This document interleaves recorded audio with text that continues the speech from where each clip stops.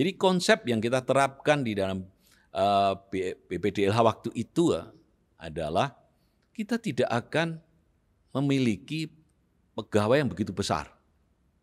Kenapa? Karena tadi manfaat sebenarnya harus pada rakyat, bukan pada BLU ini sendiri yang untuk mencari kenikmatan hidup atau untuk nambah modalnya. Tidak, kita tidak perlu modal, kita tidak perlu aset, karena itu trusty.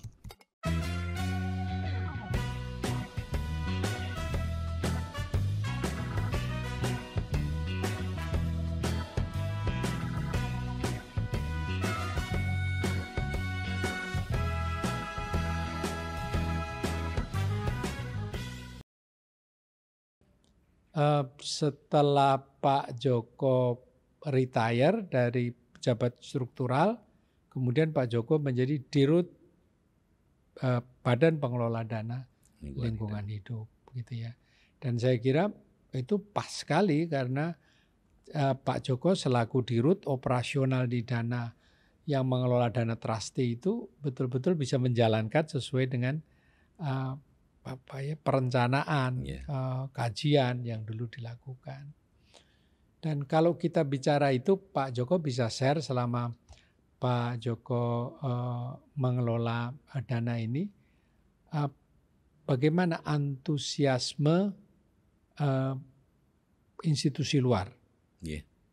Apakah itu multilateral, apakah itu government, apakah itu private gitu ya, sehingga itu menjadi dana besar. Dan saya kira itu bukan hanya puluhan triliun sebetulnya dana yang potensial bisa masuk gitu ya. Selama memang filosofi daripada trustee itu bisa dijaga betul. Gitu ya. Silakan Pak Joko. Iya Pak. Jadi sebelum jawab itu Pak, boleh saya sampaikan sebelumnya Pak mungkin. Memang nggak mudah untuk mendevelop suatu lembaga itu. Karena ini namanya juga basisnya lembaga trustee. Ya, Pak ya bisa bayangkan ya, kita ini pas berdiri hanya mungkin sekitar 17 atau 15 orang. 15 orang. Dan pada saat awal pertama ketika kita melakukan itu, tentu semua pihak pasti mempertanyakan quote-unquote adalah persoalan terkait dengan capacity. Itu pasti bertanya. Nah itu pertama-tama yang menjadi concern kita. Bagaimana memastikan kapasiti kita. Ya, tetapi karena keterkaitannya bahwa kita ini adalah BLU, dan semua dana yang akan dititipkan kita bukan untuk mendapatkan kita untung, tapi betul-betul harus tersalur kembali kepada masyarakat khususnya. Ya, mungkin saya kasih note dulu bahwa private boleh nitip, tetapi tentu titipan dia untuk tujuan yang dia inginkan itu tidak boleh bertentangan dengan peraturan perundangan pemerintah dan program pemerintah. Oleh karena itu setiap penitipan itu kita sinergikan dengan programnya pemerintah. Kita tidak pernah kemudian BPDLH sendiri melaksanakan. Harus dikoordinasikan dengan kementerian terkait. Ini misalnya ada program terkait dengan PLTS, artinya atap. Itu bukan BPDLH ansih yang kemudian sama donornya yang kemudian menyalurkan langsung. Tapi kita komunikasikan dengan ESDM dan waktu itu ada dengan PLN. Mana yang kira-kira bisa memberikan satu program yang saling bisa memberikan keuntungan. Itu yang kita lakukan. Jadi sekali ini bukan kemudian itu boleh seenaknya private untuk itu, tidak. Ini program yang disinergikan. Nah, saya kembali lagi itu. Saya potong sedikit. Jadi boleh saja private masuk dengan menitipkan dana, tetapi governance dan tata kelolanya itu diset dan ditentukan oleh BLU kan Pak ya? Iya. Oleh BLU yang ini BLU itu payungnya adalah regulasi dari pengelolaan dana yang bisa dipertanggungjawabkan. Betul, kan gitu ya. Betul. Jadi nggak bisa kalau saya nitip untuk sesuatu program yang tidak menjadi prioritas pemerintah, nggak bisa juga kan. Oke, silakan. Jadi saya ulang. Perkara pertama yang kita ini adalah masalah membangun trust, membangun capacity itu menjadi utama. Oleh karena itu pertama yang kita undang, kita ajalah World Bank. World Bank untuk membantu kami membangun capacity kami. Kami mendapat supporting dana dari World Bank waktu itu. Kita bangun. Tapi konsepnya kita sudah ada. Jadi konsep yang kita terapkan di dalam BPDLH waktu itu adalah kita tidak akan memiliki pegawai yang begitu besar. Kenapa? Karena tadi manfaat sebenarnya harus pada rakyat, bukan pada BLU ini sendiri yang untuk mencari kenikmatan hidup atau untuk nambah modalnya. Tidak, kita tidak perlu modal, kita tidak perlu aset. Karena itu trusty. Nah, ini perbedaan mendasar barangkali ini bagi teman-teman. Ya, ini sebagai pelajaran. Trusty tidak mempunyai aset. Itu bedanya trusty dengan perusahaan lain atau dengan BLU lain. Ini yang penting sekali. Trusty tidak memiliki aset. Oleh karena dan tidak memiliki bisnis. Itu betul-betul harus dijaga supaya bisa mampu menyampaikan pada penitip dana, kami tidak mungkin memiliki konflik of interest. Ini yang mungkin hal yang agak baru, tetapi ini menjadi filosofi dasar.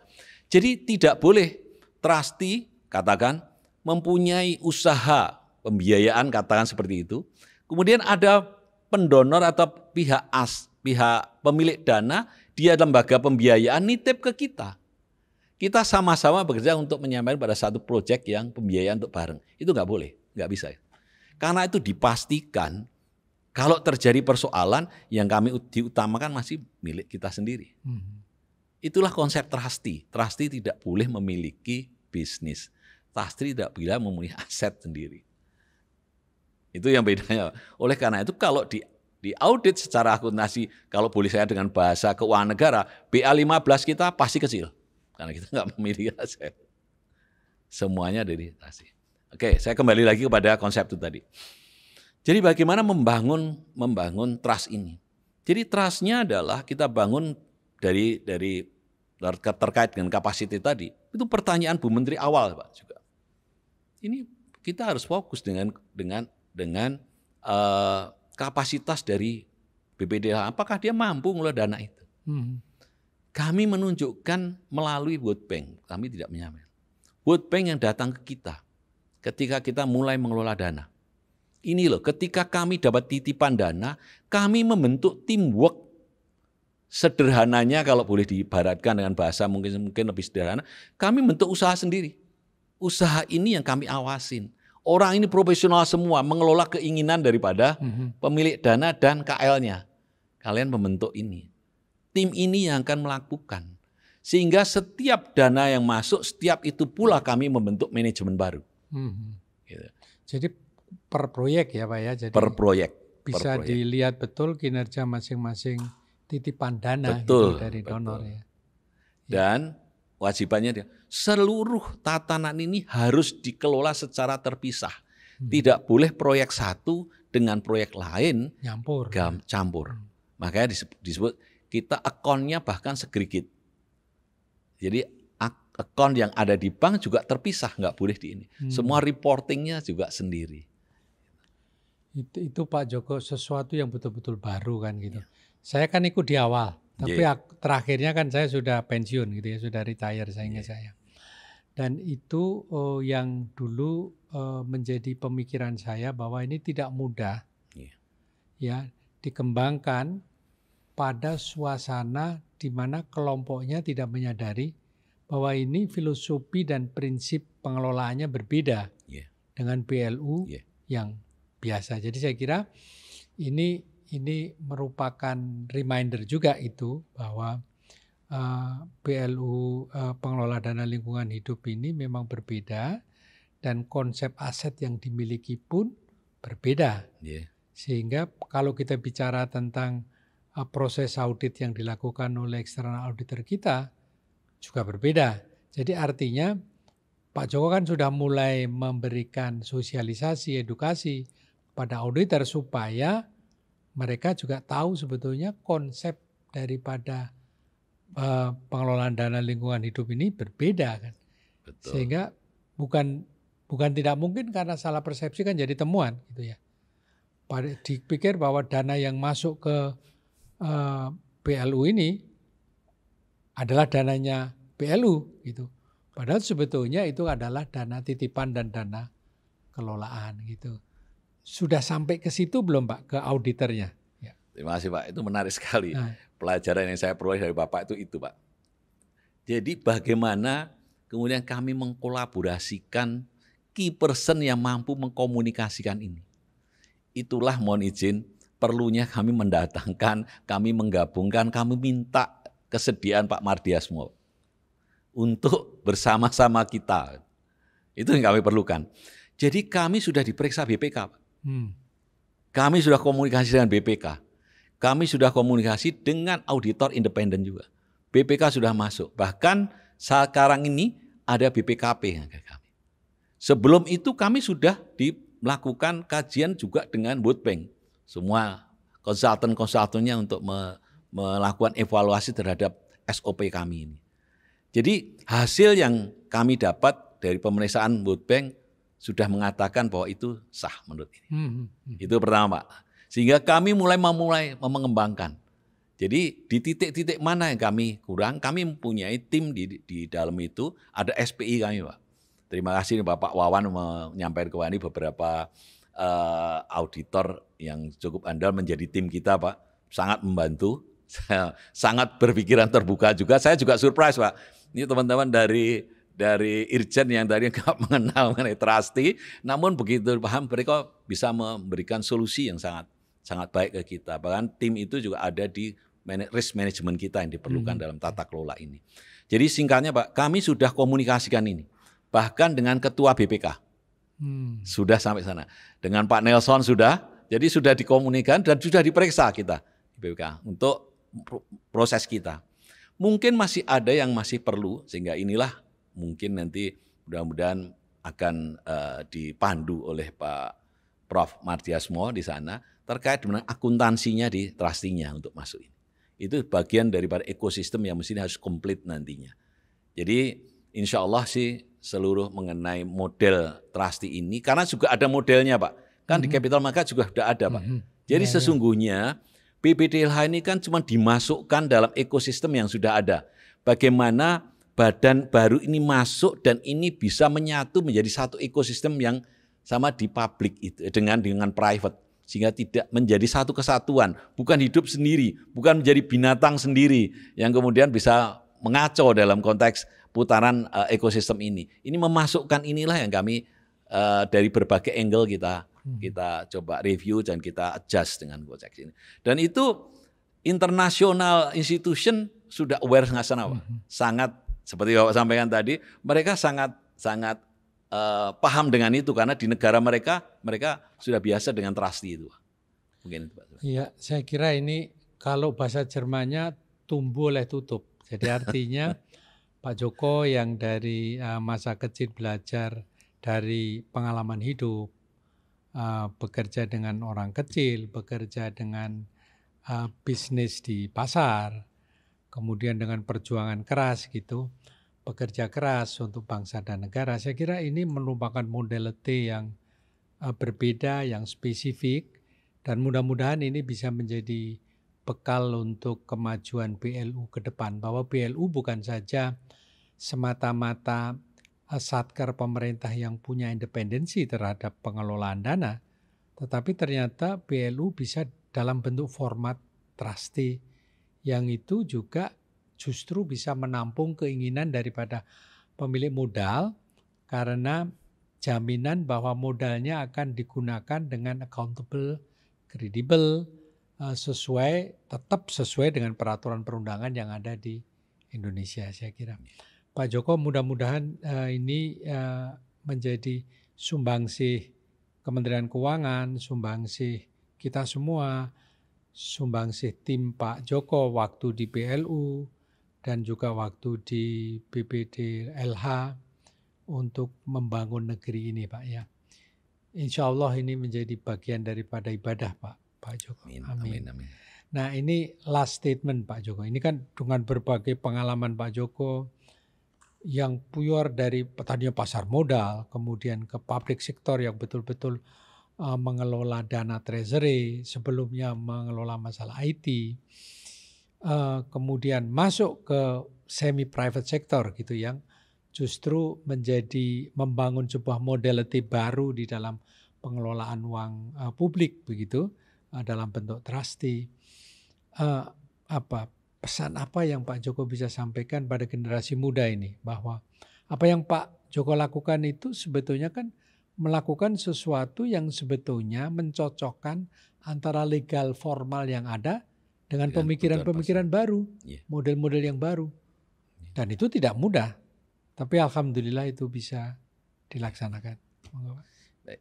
Mungkin sebelum terakhir statement Pak, saya ingin menyampaikan ungkapan tulus yang sedalam-dalamnya dari ungkapan yang terima kasih pada Bu Menteri Keuangan, ke Pak Marwanto khususnya juga, bahwa telah memberi kesempatan kepada saya untuk bisa mengabdi di Kementerian Keuangan dan ikut dan dapat bersama-sama mendampingi Bapak, ikut di dalam kepemimpinan Ibu yang menurut saya luar biasa, membuat saya merasa diri saya sendiri ini, untuk diri saya sendiri puas.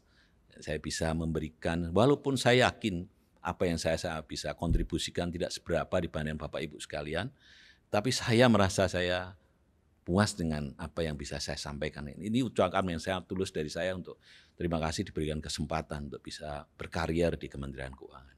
Bagi rekan-rekan yang muda nih khususnya, program Bu Menteri yang terakhir menurut saya luar biasa. Karena yang saya ini baru aja terjadi, saya juga ada program yang kemudian memutar seluruh pegawai itu ya di berbagai unit yang sebelumnya tidak pernah. Saya itu bertahun-tahun untuk pindahnya itu karena kondisi, bukan karena diprogramkan. Tapi Bu Menteri namanya untuk kali ini agak berbeda.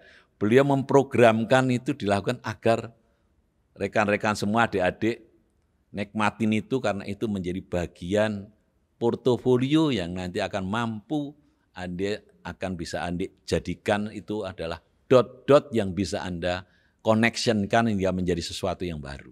Itu pengalaman yang dari saya, mudah-mudahan itu juga bisa dapat dinikmati oleh adik-adik dengan Anda bisa berpindah dari satu jenis pekerjaan ke jenis pekerjaan yang lain, dari satu tantangan ke tantangan yang lain, dan akhirnya menemukan satu solusi untuk berbagai tantangan yang dihadapkan oleh pimpinan kita. Mungkin itu Pak dari saya. Terima kasih sekali lagi oleh Pak Marwanto dan Bu Menteri Keuangan, Pak Wamen, dan seluruh jajaran Kementerian Keuangan. Terima kasih.